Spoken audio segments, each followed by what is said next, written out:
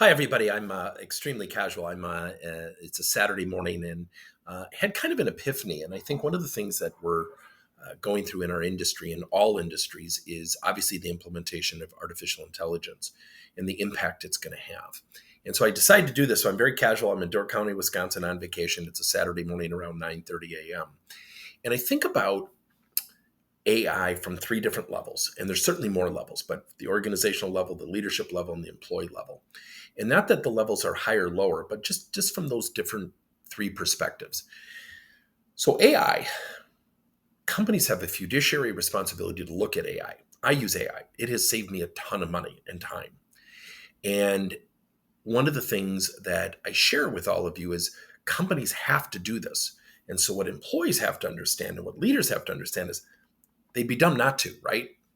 And I'll even give you an example. We have a credit union client of ours who said I'd say about a year ago, we're not touching AI for 2 years. 6 months ago, they said, we're knee deep in it. I said, why? They go, we're going to lose a competitive advantage in the marketplace. So it's really pushing people, right? So I look at it organizationally. They have to make that decision. They have to pick their shots where AI can hit the bottom line, and it will positively. I just read an article about Moderna, who my friend Joe Leggett shared with me, and they are literally having AI agent teams. They're getting rid of the title individual contributor, which I'm like, wow, that's pretty radical. That's pretty progressive.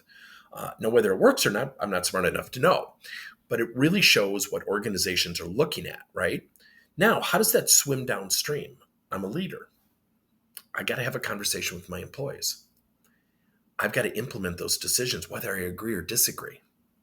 And I'll tell you as an outsider what I've heard for 34 years. Well, I know this stinks, but this is what they told me to do. And leaders got to quit doing that because they have to represent those decisions, you know, professionally, authentically, but enthusiastically as well. And what they have to be prepared for is the conversations. I'll give you an example. About 2 years ago, we have a newspaper chain as a client of ours, and one of the guys that I work for, great guy, and his employees came to him and said, are our jobs on the line with all this AI stuff and this chat GPT stuff? He goes, oh, no, don't worry about it. He was being honest. He didn't know anything was coming. 2 weeks later, they all got laid off. He never recovered from it in that organization because people didn't trust him. He was not lying. I know for a fact he wasn't lying. And that was like, wow, that's a really tough thing for people to go through. Then employees. I tell this to employees all the time, and I'll give you another story. I have a client with a receptionist who's been in that position for about 27 years. She greets customers, answers the phone. And every time I'm there, the waiting room isn't really busy. So she's got kind of a job that, she's not swamped with 20 people she has to check into the company. And she told me, and I know her well, so I'm going to give you a little bit of insight, which I was somewhat aggressive with her. She goes, oh yeah, they're talking about AI. I'm not going to touch it. You don't have a choice.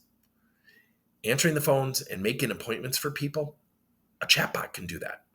I'm not transactionalizing her, trivializing her. I'm not demeaning her. I'm just saying the company, the leaders have a choice. Their budgets get lower.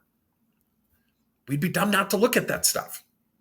Nobody in their right mind would say, well, you just finished your roof. Put another roof on. Spend more money. You wouldn't do it.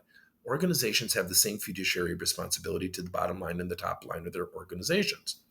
So with that being said, I said to her, what if you don't have a choice? And this is about 6 months ago. Just about the last month, they told her, is there anything else you want to do at the company? And she freaked out. I said, just go into ChatGPT. Just start learning the terms. It's not as daunting as you think. And she, I think, is going to survive it. But what did she want to do? I just want to do my job and go home and retire in 5 years. In 5 years, there's going to be drastic change. So AI is going to hit organizations. It's going to hit leaders, their ability to have those conversations. Employees, how do you differentiate yourself? How do I go understand this stuff so I can position myself successfully? And if you don't do that, don't complain. I'll give you a kind of a parallel. A leader who's having conversations with his or her employees versus a leader who proverbial, the objective we get all the time is, I don't have time to coach. Which one of those people are going to have the greater traction with their people to transition into the AI revolution successfully? The first one, of course. You have two employees, one who seeks feedback and learns on their own, prepares for the inevitable change versus the one who's saying, it's not part of my job, it's not my job description. Which one is going to transition successfully with the organization? The first one is, so AI is going to affect some very strong logistical things. It's going to prompt people at all levels in an organization to have conversations they've never had before. What are your thoughts?